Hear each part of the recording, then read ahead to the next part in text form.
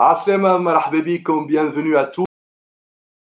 De Tunisie, un grand événement qu'organise la JCI Tunisie. Je suis très honoré d'être modérateur ce soir. C'est Fares Bensouilar, je suis membre de la Jeune Chambre internationale de Rades, c'est l'OLM qui est affilié à la Jeune Chambre de Tunisie. Je souhaite à tout le monde la bienvenue sur notre page officielle de JCI Tunisie. Aujourd'hui, la JCI Tunisie est honorée de recevoir une personnalité très importante dans notre organisation qui est la Jeune Chambre internationale. On reçoit notre secrétaire général international, Kevin Hin, et aussi je reçois le président national 2020, Yassine Jawedi. Je suis honoré de te recevoir, Kevin. C'est un grand plaisir. Bienvenue en Tunisie et la parole est à toi, mon ami.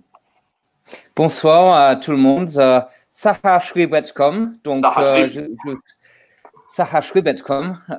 Donc, à tous les membres de la Jeune Chambre de Tunisie, je vous souhaite un excellent Ramadan, surtout. Et voilà, ça me fait très, très plaisir d'être là, d'être invité par les membres de la Jeune Chambre de Tunisie ce soir pour échanger avec vous et passer un bon moment ensemble. C'est un grand plaisir de te recevoir, Kevin. On est amis depuis très longtemps. Je te félicite en live là pour ta nomination en tant que secrétaire général de la Jeune Chambre internationale. Toi, tu es de Monaco, la Jeune Chambre économique de Monaco. Tu as été aussi président national, tu as été vice-président international et aussi vice-président exécutif actuellement. Tu es secrétaire général. Je souhaite la bienvenue. Saha Shribtek, président national de la Jeune Chambre de Tunisie 2020. Yassine Jawedi, marhaba. Merci Fares, salut Kevin et tous les JCI de Tunisie et d'ailleurs, donc Afrique et Moyen-Orient et tout le réseau international JCI. Alors, je sollicite tout le monde qui sont avec nous ici au live d'interagir, de poser des questions, de commenter. On va passer un live talk ensemble pendant 1 heure. Il y aura énormément de questions pour Kevin Hin, le secrétaire général, qui est diplômé de London School of Economics. Tu as fait un parcours extraordinaire au niveau professionnel et aussi au niveau de la Jeune Chambre internationale. On va commencer un petit peu par ce parcours. En quelle année tu es entré à la Jeune Chambre? Qu'est-ce qui t'a motivé pour y accéder? Oui, merci pour cette introduction. Moi, je suis arrivé à la Jeune Chambre de Monaco en 2003. Donc, je venais de retourner à Monaco après 6 ans d'études à l'étranger en Angleterre, en Chine et de nouveau en Angleterre pour mon master's, comme tu l'as dit, au London School of Economics. Et comme je suis originaire de Londres à la base. Et voilà, la Jeune Chambre m'a permis de rencontrer beaucoup de nouveaux amis et surtout ensuite de développer mes autres compétences à tous les niveaux. Donc, ça m'a beaucoup aidé à ce niveau-là. Au niveau professionnel également, tout a été complémentaire dans ma carrière. Donc, la Jeune Chambre m'a donné beaucoup de confiance en moi et m'a donné la possibilité de m'épanouir tant dans la vie associative que dans la vie professionnelle. Donc, j'ai eu pas mal de postes. J'ai été propriétaire gérant d'un hôtel à Nice. J'ai également été, j'ai travaillé en tant que chargé de mission au Palais Princier de Monaco au service de presse pour préparer le mariage du prince souverain en 2011. Et un de mes derniers postes, pendant 7 ans, j'ai occupé le poste de directeur commercial adjoint d'une marque de bijouterie, APM Monaco, et donc on a créé cette marque de joaillerie en argent jusqu'à avoir 250 boutiques en propre dans le monde quand je suis parti à la fin 2018. Et en parallèle, comme tu as dit, j'ai eu des postes, des expériences différentes en tant que président national, aussi en tant que directeur adjoint de la conférence européenne de Monaco en 2013 et ensuite en tant que vice-président JCI assigné à 8 pays européens, dont la Jeune Chambre française et la Jeune Chambre du Luxembourg, donc des pays francophones. Et ensuite, la dernière année de ma carrière JCI, avant d'avoir mes 40 ans, était en 2018, où j'ai eu la chance d'occuper le poste de vice-président exécutif en charge de l'Europe. Donc, j'étais responsable de nos 23 000 membres dans toute la zone. Et une note sympathique aussi, c'est mon premier congrès mondial était en 2009 à Hammamet en Tunisie. Donc, lors de l'élection d'un président de la zone Afrique et Moyen-Orient mon ami Roland Quamain. Donc, voilà, tout arrive pour une raison et la boucle est bouclée, on peut dire, avec une super expérience en Tunisie en 2009. Et la magie continue parce que tu es toujours à la Jeune Chambre internationale, mais là, tu gères un poste assez intéressant. Tu gères une équipe au siège de l'international qui est à Saint-Louis, au Missouri, aux États-Unis. Et justement, on voudrait partir ici pour comprendre un petit peu c'est quoi le mouvement de la Jeune Chambre internationale, un petit peu d'historique, la mission, la vision, les valeurs. Il y a des gens qui nous regardent qui sont déjà ici, mais il y a d'autres qui ne connaissent même pas ce que c'est la Jeune Chambre, donc c'est l'occasion.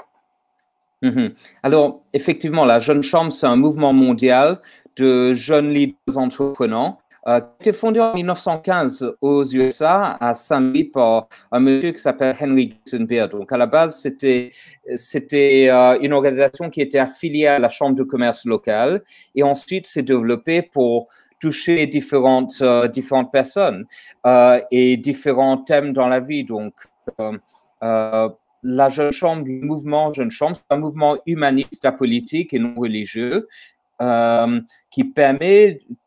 qui est généré autour d'une série de valeurs, justement comme la libre entreprise, la fraternité humaine et le service à l'humanité, entre autres. Tout est mis ensemble dans ce qui s'appelle des valeurs qui s'appellent un credo, qui a été écrit en 1948. Et au niveau international, donc le mouvement JCI s'est propagé dans le monde entier. Et en 1946, après la Première Guerre mondiale, la JCI a vraiment été lancée à Mexico City. Et maintenant, nous comptons 150 000 membres dans le monde, dans plus de 120 pays. Et notre objectif, parmi nos objectifs est le désir d'une paix universelle et durable. Et c'est un peu ce qui motive nos membres actuellement. Actuellement, on se focalise dans des projets, dans différents domaines. Donc, nous sommes tous des jeunes leaders et notre objectif, c'est de développer de nouveaux leaders pour un monde en mutation. Donc, c'est un peu le slogan que nous mettons en place actuellement. Et notre but, c'est de développer des leaders à travers des projets. On est tous bénévoles, on fait tous cela dans notre temps libre et on fait des projets qui peuvent aider la communauté, mais pas forcément que de l'humanitaire ou du caritatif. On fait des projets qui permettent d'encourager les jeunes à entreprendre, avoir le déclic de la création d'entreprises et du business. On est un réseau mondial, donc notre réseau nous permet de s'ouvrir l'esprit en allant à l'international et en rencontrant des personnes du monde entier qui partagent les mêmes valeurs que nous. Nous avons un esprit, nous essayons toujours d'exceller, de nous développer individuellement, de développer nos capacités de leadership. Moi, personnellement, ça m'a énormément apporté. Comment gérer une réunion, comment parler en public, comment essayer d'utiliser mes compétences à tous les niveaux et j'ai réussi à faire des discours devant 3000 personnes, ce dont je n'aurais jamais pu rêver quand je suis arrivé à ma première réunion d'accueil à la Jeune Chambre à Monaco où j'avais du mal à me présenter dans une salle de 10 personnes. Et enfin, c'est l'esprit communautaire, l'esprit solidaire, c'est le leadership éthique, toujours guidé par des valeurs, guidé par la solidarité et par l'amour des autres et de la paix. Donc, c'est en combinant ces 4 domaines, l'individuel, la communauté, l'international et le business, que nous pouvons développer des leaders qui pourront s'épanouir à l'avenir. Voilà, ça, c'est en gros ce qu'est la JCI. C'est extraordinaire, c'est un mouvement déjà extraordinaire, c'est une des plus grandes organisations. Et d'ailleurs, moi, je cite toujours la citation de John Kennedy lorsqu'il a été élu à la tête des États-Unis. Il a reçu le bureau national de la Jeune Chambre américaine et il a dit « Harvard University gave me an education, but JCI gave me an education for life ». Donc Harvard lui a donné une éducation, mais la Jeune Chambre internationale lui a donné une éducation pour la vie. Donc je souhaite à tout le monde ici qui sont en train d'interagir sur Facebook la bienvenue à l'école de la vie. Et on va continuer avec un point très important. À l'échelle locale de la Jeune Chambre internationale, il y a un poste qui est appelé secrétaire général. Ce poste-là, il est amené à faire le suivi des réunions, à écrire des PV, etc. Mais moi, je suis curieux, tout autant comme les membres de la Jeune Chambre, de comprendre c'est quoi ce poste de secrétaire général international, combien de personnes il y a dans le siège, dans la ville natale de Henry Gizembier, fondateur de la Jeune Chambre internationale, qui est Saint-Louis, au Missouri. Oui, c'est une très bonne question. Oui, le secrétaire général de la JCI, c'est un poste... On est comme tous les bureaux nationaux, en fait. On a un secrétariat permanent, donc une équipe permanente qui gère la continuité. Donc, nous, on est du personnel rémunéré. C'est la première fois en 17 ans que je suis rémunéré par la JCI, après 17 ans de bénévolat. Donc, ça fait un peu du bien de pouvoir transformer ma passion de bénévole en tant que profession, au moins pendant 3 ans, les 3 ans de durée de mon mandat. Donc, le travail du siège, c'est de maintenir la continuité d'une année à l'autre et de maintenir le cap stratégique. Donc, d'un côté, nous avons le siège qui maintient cette continuité comme un secrétariat permanent dans une organisation nationale. Et ensuite, nous avons les membres sur le terrain. Donc, il y a les membres à la Jeune Chambre de Tunisie dans les organisations locales, nationales. Et aussi, il y a un comité directeur mondial qui est également géré par des membres. Donc, un comité directeur, un comité exécutif, donc avec 4 vice-présidents exécutifs, un président, un trésorier, vice-président. Et au-dessus et le premier membre parmi nous tous, c'est le président de la JCI, que certains appellent le président mondial, mais le vrai terme, c'est le président JCI, qui est Tita Emaniere, un Africain de Zimbabwe.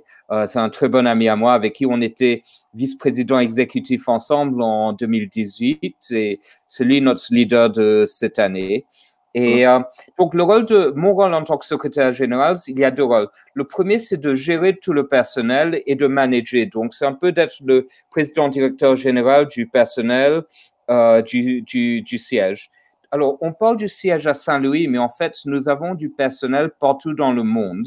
Oui. Donc, nous sommes environ 27, je crois, au total en ce moment. On a une 15-16 personnes aux USA, à Saint-Louis, mais on a également du personnel éparpillé partout dans le monde afin de faire le pont entre le siège de Saint-Louis et les membres sur le terrain et les présidents dans chaque zone. Par exemple, nous avons en Amérique, on a du personnel au Paraguay qui est assigné à l'Amérique nord et sud.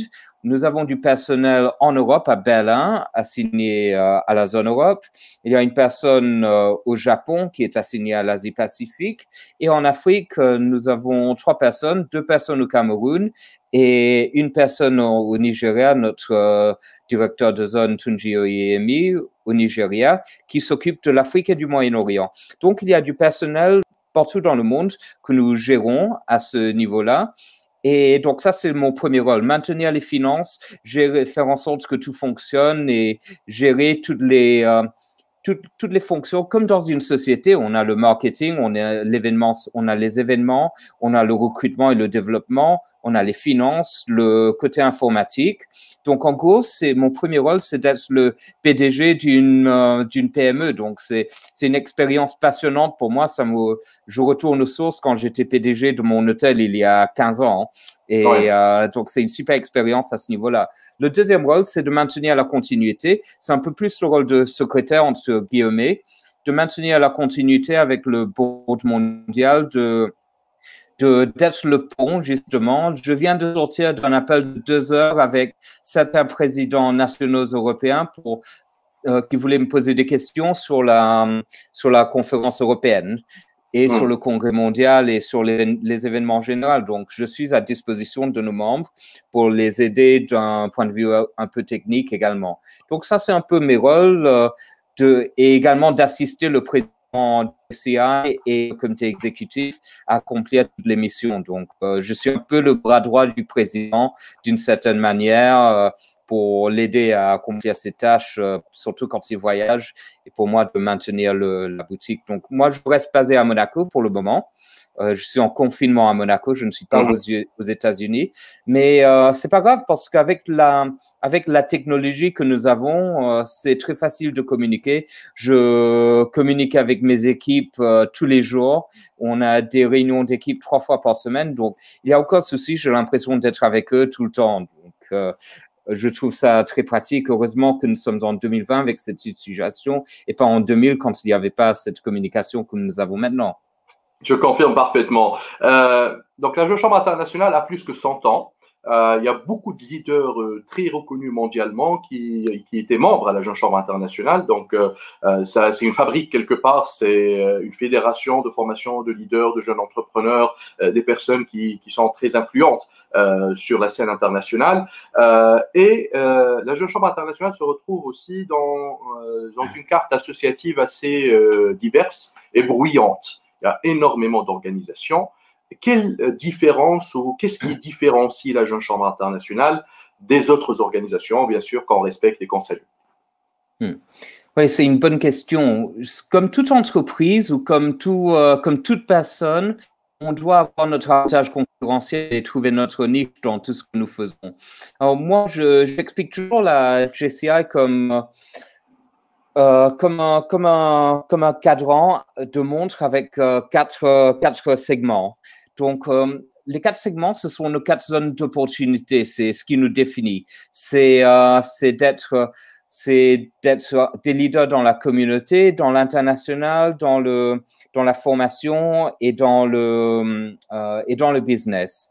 Alors, ce qui fait notre force, c'est d'être au coin des quatre zones, d'être au milieu de ce cadran. Si on n'était que du business, on serait un réseau d'affaires et que du networking, c'est pas ce que nous sommes. Si on ne faisait que de la formation, on serait une organisation de formation, on serait Dale Carnegie, on serait ce type d'entreprise, chose que nous ne sommes pas. Si on ne faisait que des actions communautaires, on serait le Croissant Rouge, on serait une autre ONG, ou on serait une organisation humanitaire ou Médecins sans frontières, chose que nous ne sommes certainement pas. Et enfin, si on ne faisait que de l'international, on serait comme n'importe quel réseau international, comme le Rotary ou un club service mondial. Alors, qu'est-ce qui nous différencie? On est un club, on est une organisation de coopération internationale, mais on a ce côté communautaire. Le leader que nous essayons de développer, si on veut rester dans les 4 zones d'opportunité, c'est quelqu'un qui a un esprit de business, qui sait lire un bilan et qui a les fondements. C'est pas forcément un entrepreneur, c'est quelqu'un d'entreprenant qui a cet esprit, cette fibre, cette volonté d'apprendre tout le temps et de mener les autres. Justement, c'est quelqu'un qui est un leader ou qui a des capacités de leader, des capacités latentes que nous pouvons développer. C'est quelqu'un qui, une fois après être passé par la case JCI, par la case de la Jeune Chambre économique ou la Jeune Chambre internationale, c'est quelqu'un qui saura parler en public, qui saura convaincre une audience, qui saura mener une équipe dans une certaine direction et qui saura vraiment devenir un leader. C'est quelqu'un qui est ouvert à l'international, qui parle plusieurs langues, qui est ouvert d'esprit, qui, s'il ne peut pas trouver une solution à un problème dans sa ville, à Sousse, à Sfax, à Hammamet ou à Tunis, ira chercher ailleurs, quelque part en Afrique, peut-être au Maroc, peut-être au Liban, peut-être au Zimbabwe. Et sinon, ira chercher des opportunités ou des solutions en France ou en Italie ou en Amérique, au Paraguay, donc quelqu'un qui est ouvert d'esprit. Et enfin, c'est quelqu'un qui a l'esprit communautaire, qui a l'esprit de solidarité, qui est un leader éthique, qui est un leader qui applique des valeurs humaines, de la tolérance, de la dignité, et qui traite les autres de manière humaine également et qui ne crache jamais sur les autres. Donc, c'est en combinant ces 4 qualités et de développer ces capacités de leadership que nous, on tient notre épingle du jeu. On a ce réseau mondial, on a ce partenariat avec l'ONU, on a cette crédibilité, on a des personnes comme John F. Kennedy, comme le prince souverain le prince Albert de Monaco, qui est un sénateur. Nous avons l'ancien président français, Jacques Chirac. On a George Herbert Walker Bush, l'ancien président américain. Bill Clinton aussi. Voilà. On a des personnalités énormes qui étaient membres JCI. Donc, voilà, on a 105 ans de legs, d'histoire, et nous nous tenons sur les épaules de géants.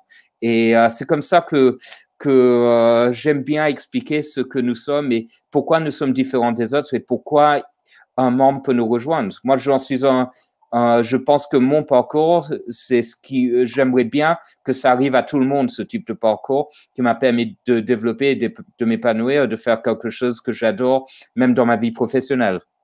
On a une interaction de la Guinée. Hein. Vive les Nations Unies en miniature, selon Ban Ki-moon, dit notre ami Rahman Diallo de la Jeune Chambre de Guinée. Il y a plein de monde qui sont en train d'interagir actuellement sur Facebook. Bienvenue à tous. On donnera la parole tout à l'heure au président national de la Jeune Chambre tunisienne pour comprendre un peu plus les activités en Tunisie. Par contre, je souhaiterais revenir sur le point très important dont fait la promotion de la Jeune Chambre internationale, ce qu'on appelle le Active Citizenship Framework ou le framework de la citoyenneté active.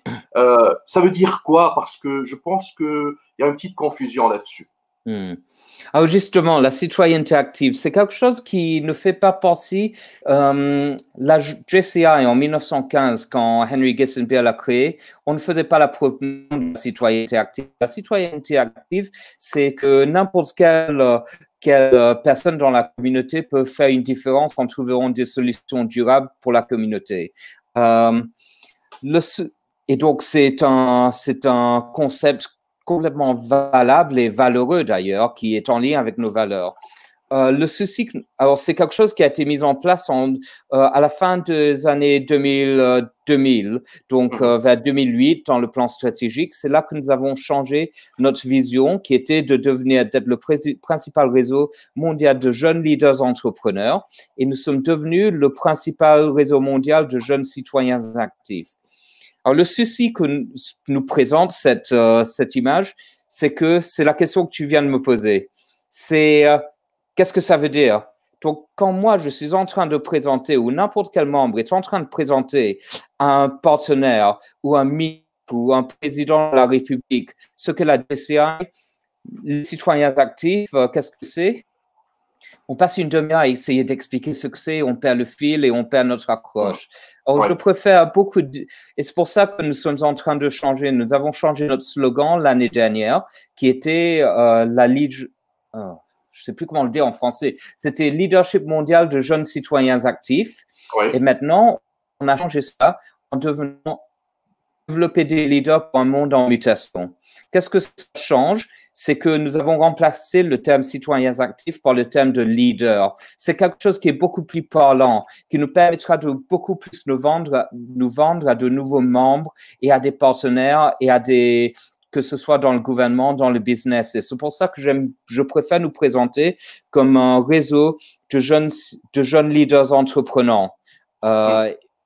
Et de développer des leaders pour un monde en mutation. Et c'est quelque chose, alors la citoyenneté active, bien sûr, reste dans nos valeurs, mais pour nous présenter, c'est beaucoup plus facile de parler d'un réseau de leaders mondiaux. C'est qui nous sommes, c'est notre ADN, le leadership. Ça a toujours été notre ADN depuis 105 ans. Donc, on ne réinvente la roue. On ne réinvente pas la roue. On revient juste aux sources de ce que voulait notre fondateur en 1915. Développer des leaders pour un monde en devenir. En 1915, c'était la Première Guerre mondiale. En 1946, quand la JCI a été créée au niveau mondial, c'était juste à la fin de la Deuxième Guerre mondiale. Maintenant, on change le tagline et on est dans le cadre, on ne sait pas ce que c'est maintenant, c'est une pandémie, on risque d'avoir une dépression qu'on n'a jamais connue depuis 1929, depuis le 29 octobre 1929. Et c'est quelque chose avec le krach boursier et qui a duré 10 ans. Donc, on se retrouve peut-être dans ce stade et c'est justement là où la JCI doit se réinventer en une organisation de jeunes leaders. Donc oui, voilà, c'est comme ça qu'on aimerait se définir maintenant dès à présent. Justement, il y a une question, Monsieur le Secrétaire Général, intéressante, on y reviendra. Comment va-t-elle vivre la Jeune Chambre internationale 2020, puisqu'on est en challenge énorme avec la pandémie dont tu viens de parler. On va revenir avec Yassine Jawedi, le président national de la Jeune Chambre internationale de Tunisie, auquel je souhaite la bienvenue encore une fois. Alors, Yassine, la parole est à toi, bien évidemment, pour le mot de bienvenue. Je m'excuse, tout à l'heure, je ne t'ai pas donné la parole, hein, ça c'est des aléas du live. Par contre, je souhaiterais aussi avoir quelques informations sur la Jeune Chambre internationale de Tunisie. Donc, le temps qu'il va nous rejoindre, si tu as une réponse, Kevin, par rapport à 2020, comment la Jeune Chambre internationale va-t-elle vivre 2020? Ça, c'est une question de Dominique Caillé. On va continuer à vivre comme tout le monde. Merci Dominique pour cette question. Effectivement, on doit s'adapter aux nouvelles circonstances et aux nouveaux défis. Là, on peut se démarquer. Bon, bien sûr, ça a été très compliqué à notre niveau. On avait prévu de voyager beaucoup, de pouvoir aller au contact. Moi, personnellement, je devais être au contact de mon staff à Saint-Louis. Je devais être au contact des membres et des présidents nationaux, et cela n'a pas été possible. Je pense que ça a été très perturbant pour tout le monde, surtout avec l'annulation de certaines conférences de zone après tout le travail qui a été effectué par les comités d'organisation. Donc, qu'est-ce qu'on peut faire après? C'est sûr que, comme toutes les entreprises ou comme toutes les organisations, on peut soit se morfondre et se dire « Oh, ça va… et se morfondre dans la dépression en disant que les choses ne seront jamais comme avant. Sinon, on peut faire la méthode JCI, qui est de prendre les défis et les challenges et les transformer en opportunités de croissance pour se réinventer pour cette nouvelle décennie qui sera différente. Et franchement, c'est le choix que nous avons décidé de prendre au niveau de l'Organisation mondiale, de nous réinventer, d'accélérer notre transformation. Nous avons un plan stratégique et l'idée, c'est d'accélérer la transformation, et c'est ce que nous faisons au niveau numérique. Même si nous n'aurons pas de conférences physiques en Afrique et au Moyen-Orient, on va essayer de prendre des outils numériques pour essayer de créer les ponts et de renouer les liens. Et on ira au-delà. Si cette crise n'avait pas eu lieu, je pense que jamais je n'aurais eu l'occasion d'échanger maintenant avec les membres de la Jeune Chambre de Tunisie. Ce week-end, j'ai été invité pour modérer un panel de discussion entre des membres de la Jeune Chambre de l'île Maurice et des membres du Nigeria pour parler des opportunités de business entre ces deux pays. Notre président Itai Maniere a fait des panels avec le Népal, avec l'Amérique du Sud, avec l'Afrique, avec l'Europe, pour échanger avec la France et l'Angleterre, pour échanger sur ces idées. C'est des choses… Sinon, on aurait attendu qu'il vienne à la fin de l'année, qu'il fasse des 16 heures de voyage pour aller du Zimbabwe à Londres pour faire son intervention en dépensant beaucoup de ressources. Donc, voilà, c'est comme ça qu'on vit maintenant. Donc, c'est une nouvelle donne. On aura de nouvelles normes. On pourra peut-être pas forcément voyager comme nous l'avons fait avant, mais nous devons transformer ces défis en opportunités et nous reconvertir et optimiser les services que nous pouvons donner à nos membres sur le terrain, qui sont les personnes que moi, personnellement, en tant que secrétaire général, je veux servir le plus et valoriser et faire en sorte qu'ils puissent s'épanouir. J'espère avoir répondu à la question.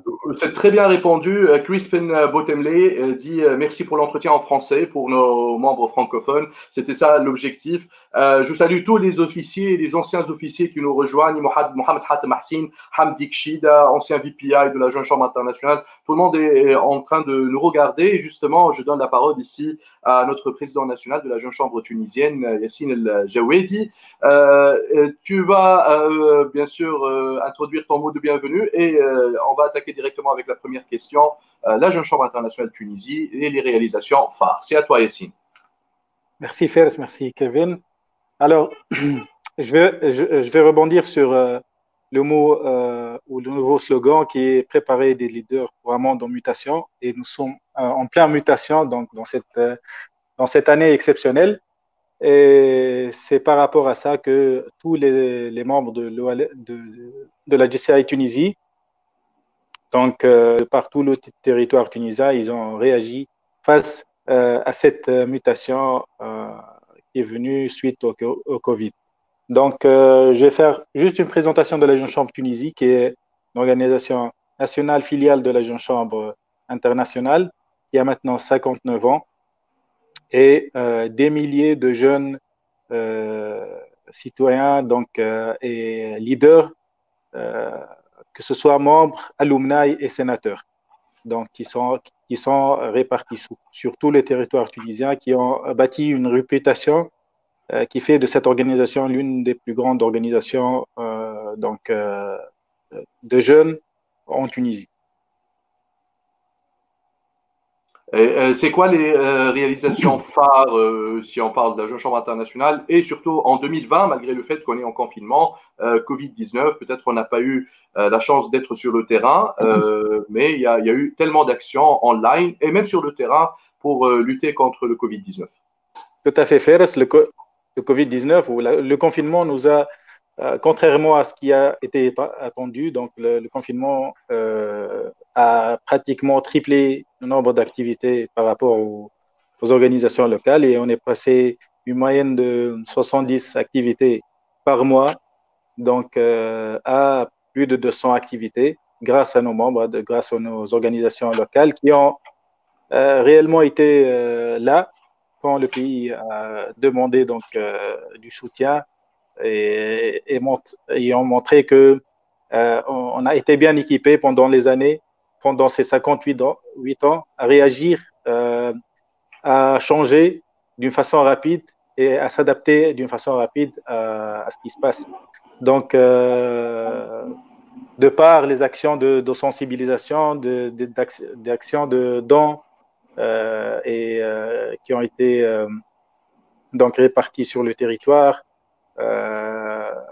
toutes les actions sociales, beaucoup d'organisations locales se sont orientées vers des solutions pour diminuer ce risque de contamination, comme par exemple la fabrication de passerelles qui a été menée comme étant un challenge national en Tunisie. On a dépassé une dizaine de passerelles désinfectantes dans les espaces publics.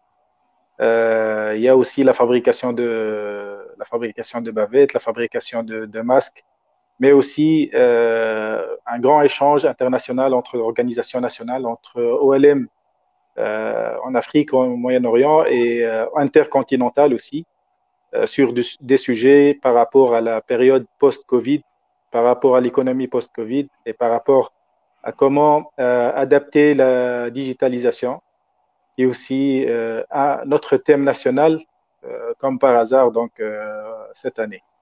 La compétition de l'art oratoire et debating aussi, elle est online pour la Jeune Chambre de Tunisie. Il y a le jury, il y a les prestations online. Et d'ailleurs, je suis en train d'observer sur la page de JCI Tunisie les résultats, les demi-finales, les finales, etc. Peux-tu nous en parler un petit peu par rapport à ça? Tout à fait, grâce pratiquement au courage de toutes les organisations locales, le Bureau national exécutif et directeur, nous avons pris tout obstacle comme étant un challenge pour nous et un défi pour le surmonter. Et le défi de réaliser les concours oratoires et debating dans les temps et en ligne, c'était pour nous un engagement de toutes les organisations locales en Tunisie.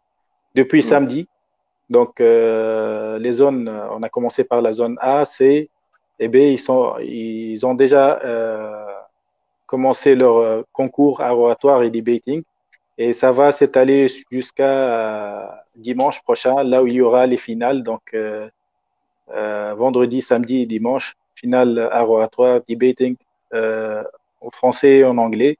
Et c'est pour nous, plus qu'un concours, c'est un challenge, c'est un message à faire passer à tous que rien ne va nous arrêter. On va dépasser tout obstacle. Et grâce à ça, beaucoup de nos membres ont beaucoup apprécié ça et apprécié cette nouvelle méthode. Peut-être que ça va faciliter pour les années prochaines les concours. Et on va probablement, peut-être en 2021-2022, il y aura deux types de concours, les spécialistes du live et les spécialistes du terrain. Voilà, c'est tout bénéf. C'est très bien. Dernière question dans cette partie, Yassine Jawedi, président national de la Jeune Chambre tunisienne. Comment se prépare la Jeune Chambre tunisienne, le bureau national, à l'après Covid-19, puisqu'on est en déconfinement partiel maintenant? Comment ça va se passer dans le futur? C'est quoi la stratégie? En fait, on est déjà pratiquement dans toutes les initiatives que lance l'État par rapport au ministère actuellement, et on essaie d'être intégré, que ce soit avec le ministère de la Jeunesse et des Sports, le ministère de Transport pour sensibiliser le retour, la phase de déconfinement, la phase de confinement orienté. Voilà, le retour des moyens de transport public, on est dedans. Il y a aussi des campagnes dans cette période donc, qui sera lancée avec l'Alexo et le ministère des Droits de l'Homme et la relation avec la société civile. Et en fait, le message, c'est être à jour, être en action par rapport à ce qui se passe aujourd'hui et en même temps se projeter par rapport à ce qui va se passer donc, dans les semaines prochaines ou les mois prochains. Les OLM sont en train de passer de la phase sociale, humanitaire, qui est d'urgence, en une phase de stratégie, préparation par rapport aux projections. Personne ne connaît réellement ce qui va se passer. Peut-être que le digital sera une mode cette période, mais ça va revenir. Mais ce qui est sûr, c'est qu'il y a un acquis au niveau du digital. Ce qui a été planifié déjà depuis le début de l'année, c'est rendre cette organisation, disons, nationale, pratiquement une organisation digitalisée au niveau de l'administration. Le Covid nous a facilité un peu la tâche aussi. La réaction aussi des organisations locales et des membres et leur implication nous a facilité la tâche et rendra ça plus rapide, plus réalisable aussi. Merci beaucoup, cher président national 2020, Yassine El Jawedi. Des commentaires, Kevin Hinn, secrétaire général de la Jeune Chambre, comment vous percevez la prestation de la Jeune Chambre tunisienne? Comment perçoit le siège JCI Tunisie? Oh ben, bravo en tout cas, c'est tout ce que je peux dire parce que vous êtes l'exemple parfait de ce que doit faire une organisation pour rebondir. En fait, c'est déjà, vous avez appréhendé les problèmes, trouvé des solutions sur le terrain et ensuite vous anticipé le futur. Mais j'ai beaucoup aimé ce qu'a dit le président. Rien ne va nous arrêter. Et c'est également l'état d'esprit que nous avons dans notre équipe mondiale et dans notre grande famille mondiale de 150 000 membres, c'est que rien ne va nous arrêter, rien ne peut nous arrêter si on a les bonnes valeurs, si on a une bonne stratégie et si on va dans la bonne direction. Donc, c'est vrai que vous avez fait la bonne chose qu'il fallait faire. C'est déjà, on n'est pas forcément une organisation humanitaire, mais nous devons quand même soutenir les communautés et essayer de sauver les vies, quoi qu'il en soit. Donc, ça a été pareil partout. Même en Principauté de Monaco, on a eu des entreprises qui travaillent dans la mode, qui font des maillots de bain, qui ont maintenu l'emploi. Comme il n'y avait plus de marché pour les maillots de bain, ils ont maintenu l'emploi du personnel, mais au lieu de faire des maillots de bain, ils ont fait des masques. Donc, créer des masques en tissu lavable, etc. Donc, ils ont su se reconvertir. Comme vous avez parlé de la création de masques et les achats de passerelles désinfectantes. Après, c'est sûr que, en plus, vous avez fait comme nous aussi, d'un point de vue numérique, faire cette transition numérique et d'accélérer cette transformation. Donc, justement, c'est une opportunité. Même si les cas de figure ou les circonstances sont tragiques, nous ne devons pas nous morfondre, mais en fait nous dire que nous pouvons transformer cette tragédie en opportunité de croissance, que ce soit par le numérique, mais aussi que ce soit par comment redéfinir la Jeune Chambre en Tunisie à l'avenir.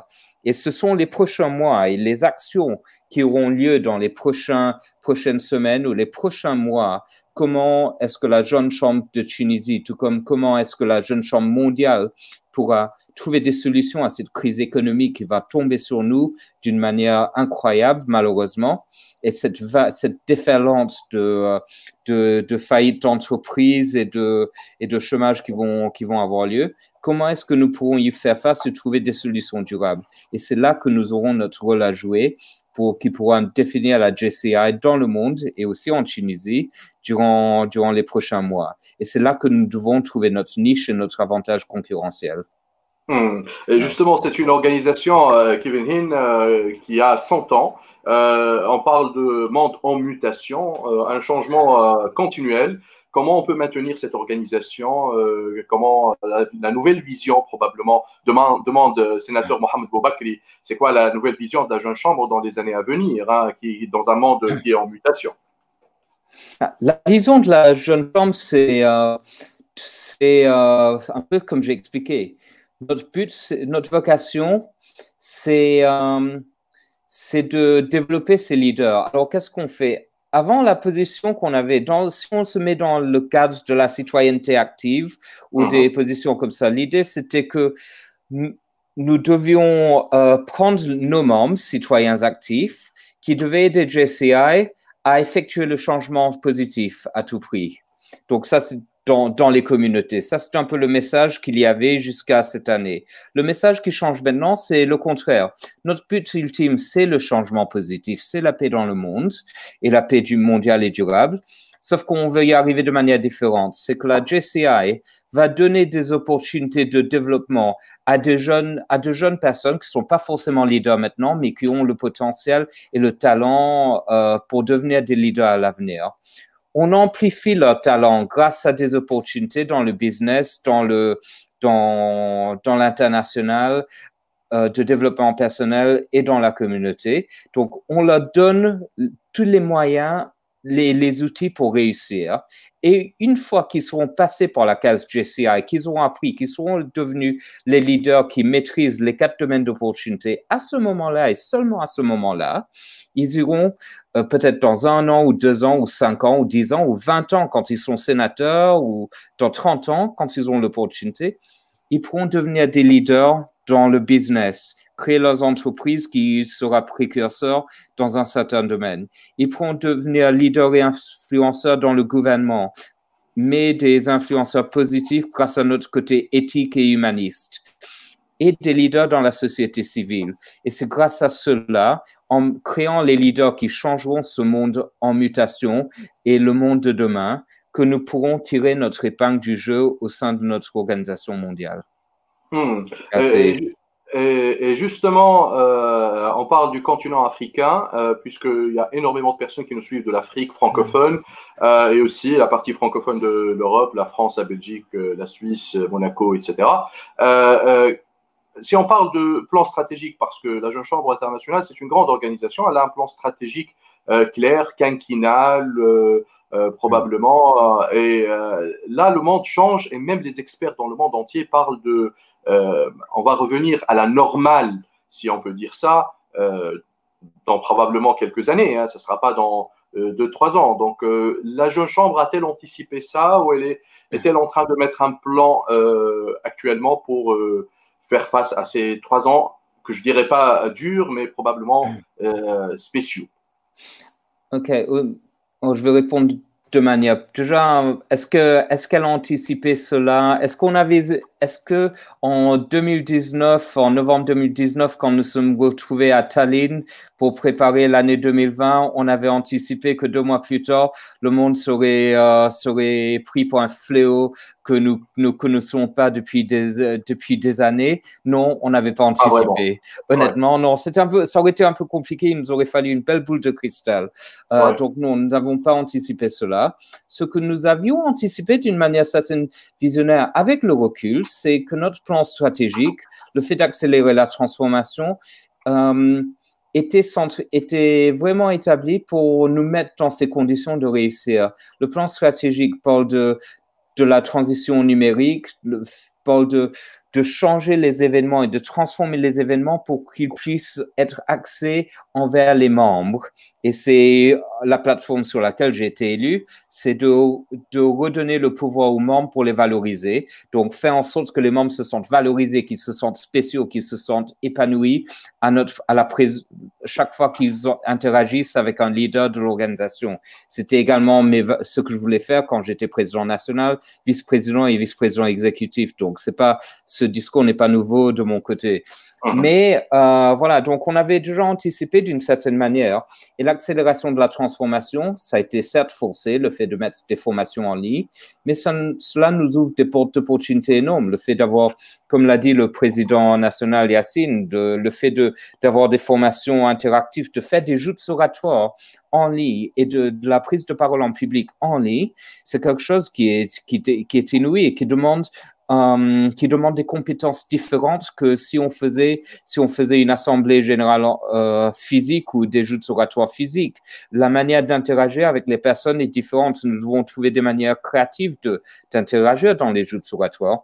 Donc, voilà, c'est comme ça qu'on adapte notre stratégie. On s'adapte, on est en train d'apprendre et d'être agile. Et c'est comme j'avais modéré un panel sur les startups il y a quelques semaines et on nous posait la question, est-ce que les startups vont souffrir de cette crise ou est-ce qu'ils pourront s'épanouir?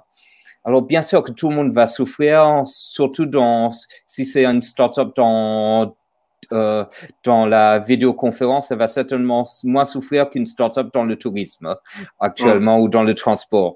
Mais les startups sont gérées par des entrepreneurs talentueux et agiles et qui pourront adapter leur stratégie. Et c'est le cas de nos membres. J'ai vraiment confiance en la capacité de nos membres et en le talent de nos membres à trouver des solutions qui nous permettront de réagir et de tourner le cap facilement.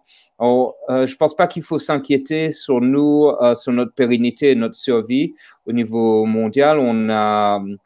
On est une organisation qui est globalement bien gérée, qui est gérée en bon père de famille. Et moi, j'essaye d'amener toute mon expérience et je peux assurer que je mets tout mon cœur et toute mon énergie et toutes mes connaissances pour faire en sorte que les finances soient bien gérées, que toutes les ressources humaines que nous avons soient bien gérées ici en tant que chef d'entreprise, entre guillemets, de notre siège.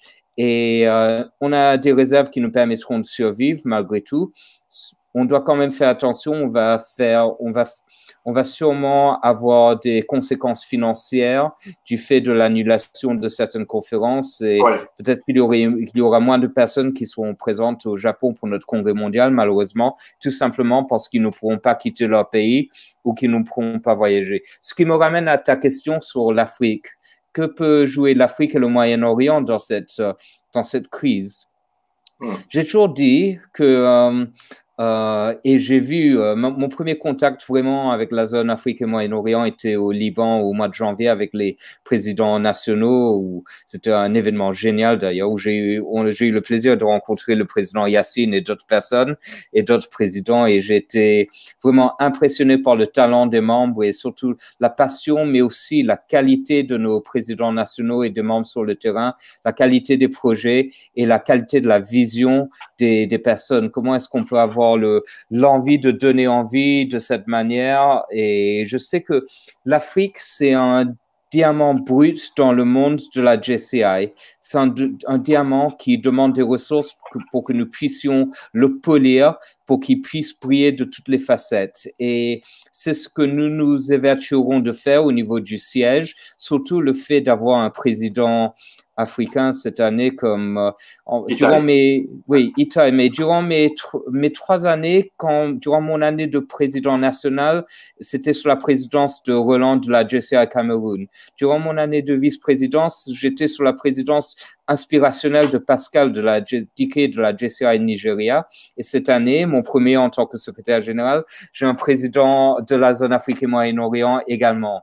Donc c'est un signe que d'ailleurs, je dois dire que mes origines sont de la zone Afrique aussi, que mes parents et ma famille sont originaires de l'île Maurice, donc qui est le pays dont dont vient notre vice-présidente exécutive à Charles-Clou cette année. Donc, tout se passe pour une raison. Et je pense que l'Afrique a un potentiel énorme.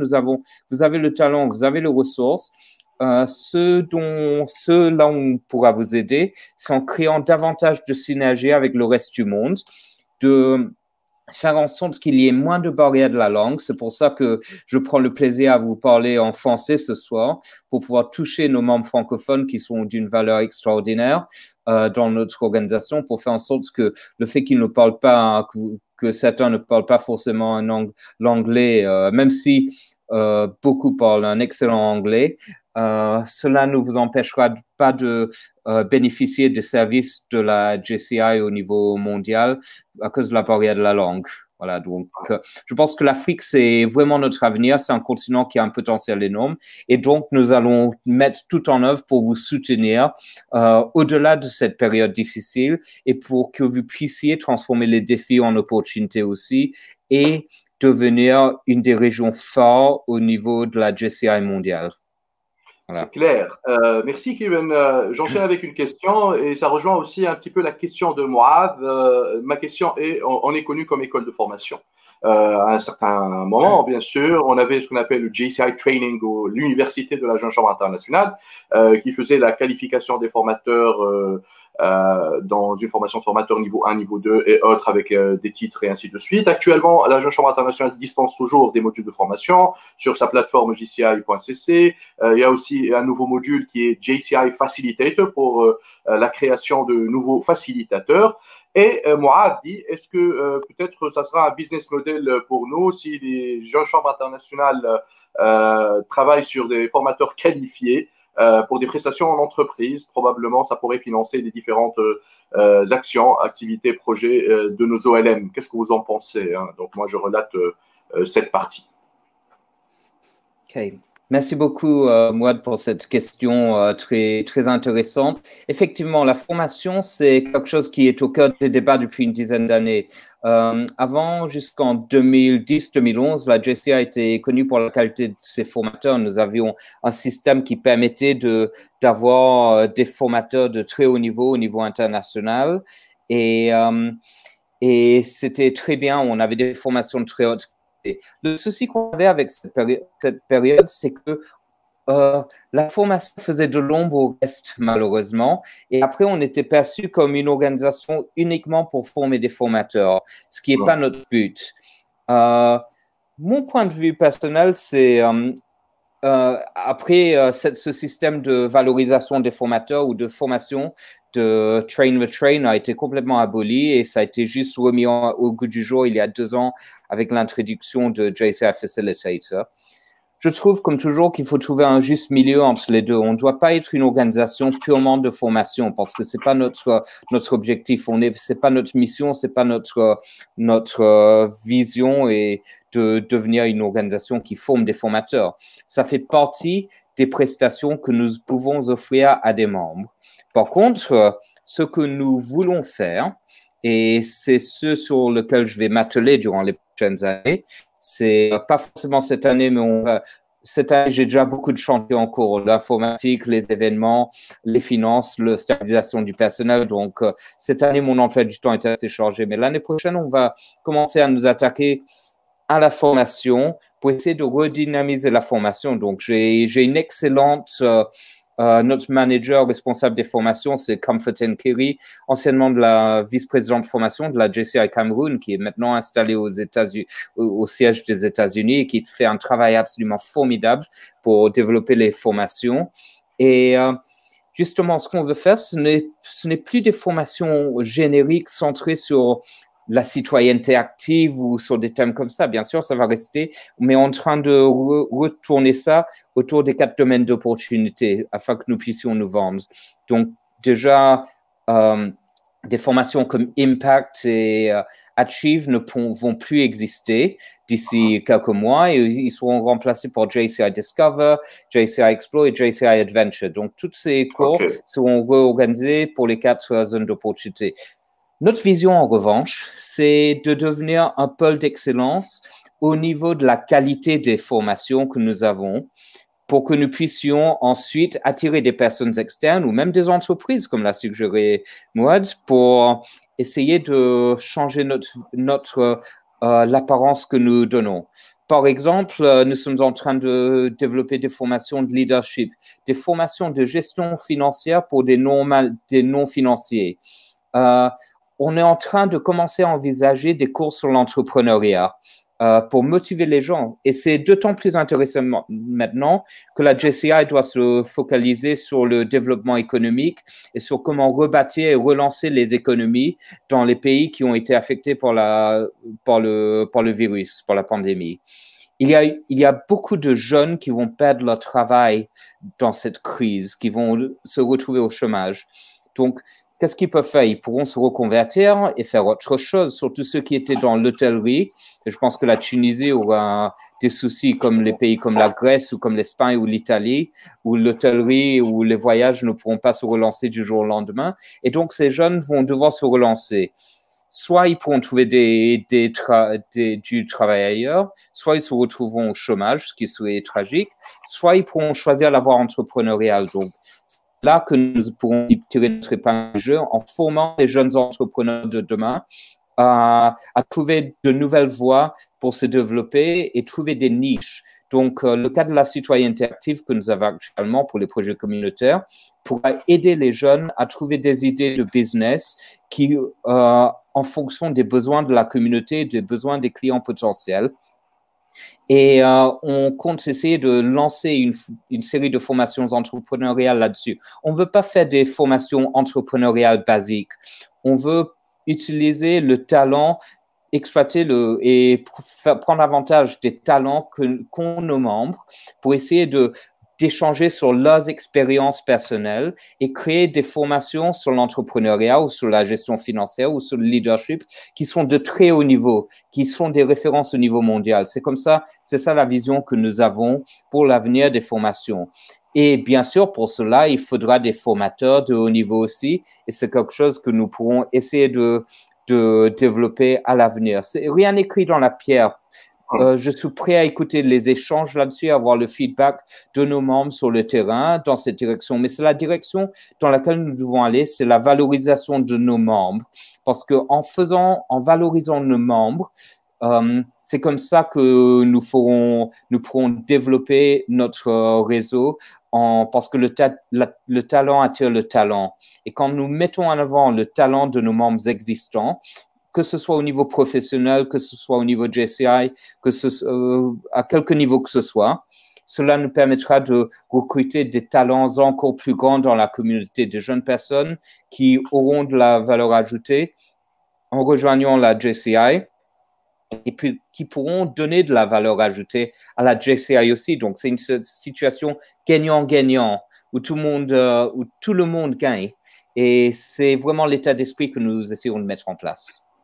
Des annonces extraordinaires et très innovantes. Hein. Ça, c'est des scoops apparemment par rapport aux modules de formation qui vont débarquer sur le site de JCI et la construction des nouveaux modules. Patricia Ronconi dit qu'il faudrait créer des formations sur l'attitude. C'est la base de tous les comportements. Ça sera aussi quelque chose d'intéressant. Merci pour cette proposition. L'attitude détermine l'altitude tout le temps. Et oui, effectivement, l'attitude détermine l'altitude. Avant de te donner la parole pour clôturer, je souhaiterais poser une question parce que tu as parlé du congrès mondial. On ne parle plus de la conférence, probablement ça sera online. Ça va dépendre des changements et de l'évolution de la situation dans le monde entier.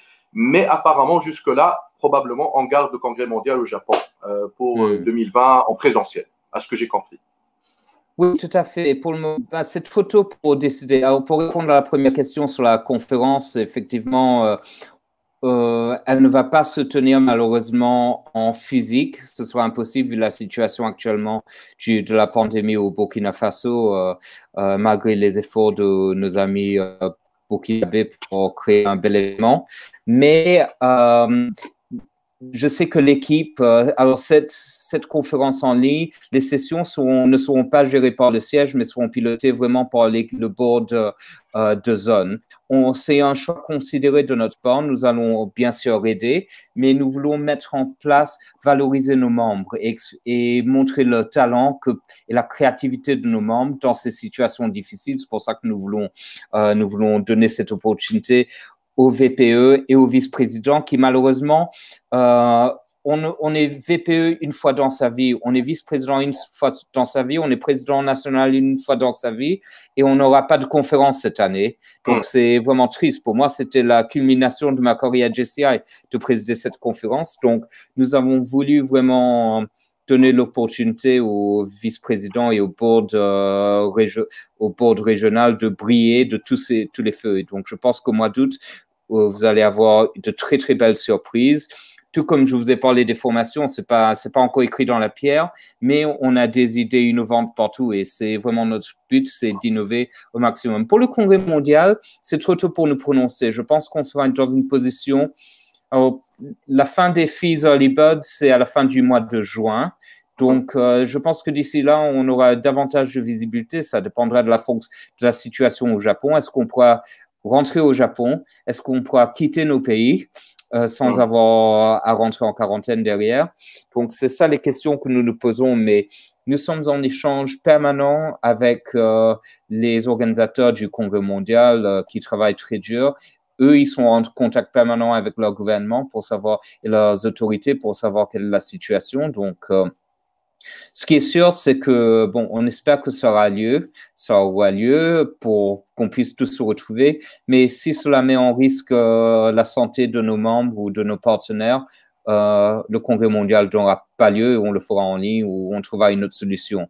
Mais rien ne sera fait qui risquera la santé de nos membres dans le monde et voilà, c'est un risque que nous ne prendrons absolument pas. Merci pour les éclaircissements. Je te donnerai la parole pour clôturer, mais je donne la parole aussi au président national 2020, Yassine Jawed, pour clôturer. C'est à toi, Yassine. Merci, Fers. Merci, Kevin, pour avoir accepté cette invitation et pour cet échange formidable. Nous avons eu un avant-goût au Liban par rapport à la nouvelle vision, par rapport disons, la réadaptation par rapport aux besoins de la jeunesse mondiale. Et je pense que la Jeune Chambre, elle a pris réellement de l'avance par rapport à ça, en déclarant déjà qu'on est en train de préparer ces leaders pour un monde de mutation. Je redis qu'on est aussi dans un monde en mutation, en pleine mutation. Et nos leaders, ils sont en train de se préparer, ils sont déjà préparés par rapport à ça. Merci beaucoup pour ces enregistrements. Je tiens à remercier tous ceux qui nous ont suivis dans cette interview et j'espère qu'on se verra au Congrès mondial, donc physiquement. Inch'Allah. Merci beaucoup, Yassine. Alors, Kevin, j'ai eu beaucoup de plaisir à discuter avec toi, à partager avec toi, à échanger dans ce live talk. On se connaît depuis une dizaine d'années maintenant. C'est ça la magie de la Jeune Chambre, c'est que même si tu es à la tête de la Jeune Chambre internationale, cette amitié, ce lien, cette humilité reste et cette disponibilité pour les membres. Donc, je te salue et je suis admiratif à ton attitude et merci infiniment d'avoir accepté notre invitation au nom de la Jeune Chambre internationale de Tunisie. Je te laisse deux derniers mots, un petit message positif adressé à tous les membres francophones de la Jeune Chambre internationale et merci infiniment encore une fois. Oui, merci beaucoup Fares et merci beaucoup Président Yassine pour ces mots d'inspiration aussi. Oui, voilà, ce que je voulais dire, ça m'a fait vraiment très plaisir. C'est un honneur pour moi d'être invité par la Jeune Chambre de Tunisie, qui est une des organisations leaders en Afrique et justement, cela nous permet de tisser davantage de liens qu'on n'aurait pas forcément eu dans d'autres circonstances. Et ça m'a aussi fait plaisir de pouvoir m'adresser à nos amis francophones de par le monde, parce que c'est vrai qu'on n'a pas suffisamment l'habitude de parler en français ou dans d'autres langues. Et voilà, je fais tout en anglais d'habitude, donc ça me permet de tisser des liens avec nos amis de la langue de Molière. Voilà. Par rapport à cette crise, effectivement, la JCI, c'est sûr qu'on s'est tous retrouvés dans une situation inattendue et difficile à cause de cette crise. Et je parle même pas du point de vue économique, mais aussi du point de vue sanitaire et du point de vue psychologique. Je pense que beaucoup d'entre nous avons connu des pertes chez nos familles, chez nos amis et chez nos proches. Donc, avant tout, il ne faut pas oublier la dimension humaine de cette tragédie. Ceci étant, comme je l'ai dit tout à l'heure, il faut la force et la résilience de la Jeune Chambre, c'est comme l'a dit le président, c'est que rien ne nous arrête. C'est que nous restons résilients, nous restons à l'écoute, nous restons agiles dans notre stratégie. Donc, non, nous n'allons pas changer notre stratégie. On a un plan stratégique jusqu'en 2023. Donc, nous allons maintenir cette stratégie. Nous allons tenir notre cap, mais nous allons juste l'adapter à la nouvelle donne et à la nouvelle normale, si on veut, de ce qu'on fait. L'adaptation, c'est notre force, c'est ce qui a fait notre force depuis 150 ans et ce qui continuera à faire notre force durant les années à venir. Donc, moi, ce que je vous invite, c'est sûr qu'il y a des moments difficiles. Il y a des moments où nous avons tous des hauts et des bas. Moi aussi, je suis enfermé. Ça fait des mois que je ne voyage plus. Ma vie est faite de voyages depuis 5 ans. Donc, c'est sûr que ça change beaucoup et c'est perturbant. Mais nous devons tous, là où nous serons jugés, c'est comment nous allons rebondir, comment nous allons aider nos pays à rebondir, comment est-ce que nous allons aider nos communautés et nos jeunes à rebondir et comment nous allons essayer de relancer l'économie en Tunisie et ailleurs. Ça, c'est notre défi. Et c'est là que nous pouvons vraiment redéfinir qui nous sommes. Si nous sommes des organisations en Tunisie ou en Afrique ou au Moyen-Orient ou en France ou en Belgique ou en Suisse ou au Monaco ou au Luxembourg qui ont réussi à développer leur crédibilité auprès du gouvernement et des institutions et des entreprises en relançant l'économie grâce au développement de l'entrepreneuriat chez les jeunes, grâce à l'entrepreneuriat social, grâce à l'entrepreneuriat durable, c'est là que nous aurons gagné. Donc, moi, je vous invite tous à toujours réfléchir en dehors du cadre pour trouver des solutions qui pourront nous permettre de nous développer. Nous, individuellement, en tant que jeunes leaders, ou nous, individuellement, en tant que membres de Jeune Chambre, pour le bien de notre mouvement mondial. Et c'est en restant positif, en restant serein, en gardant la tête froide quand toutes les autres personnes perdent la leur, que nous pourrons montrer que nous sommes la JCI et que nous allons gagner et que nous sommes tous dans le même bateau actuellement. Et n'oubliez surtout pas, comme disait notre président Roland il y a 10 ans, que quoi qu'il en soit, chacun d'entre nous peut générer notre propre impact of one, et que toujours nous devons rester dans l'état d'esprit que le meilleur reste à venir. C'est grâce à ça, avec cela que je vais conclure. Merci beaucoup, Fares. Merci infiniment, secrétaire général international de la Jeune Chambre, Kevin Hinn. Merci d'avoir accepté cette invitation. Merci le président national 2020 de la Jeune Chambre de Tunisie. Je remercie tout le monde qui était avec nous au live et qui ont commenté. Merci pour votre interaction. Vive la Tunisie, vive la Jeune Chambre internationale de Tunisie et enfin, vive la Jeune Chambre internationale. Je vous souhaite une bonne soirée. Bye bye. Merci beaucoup.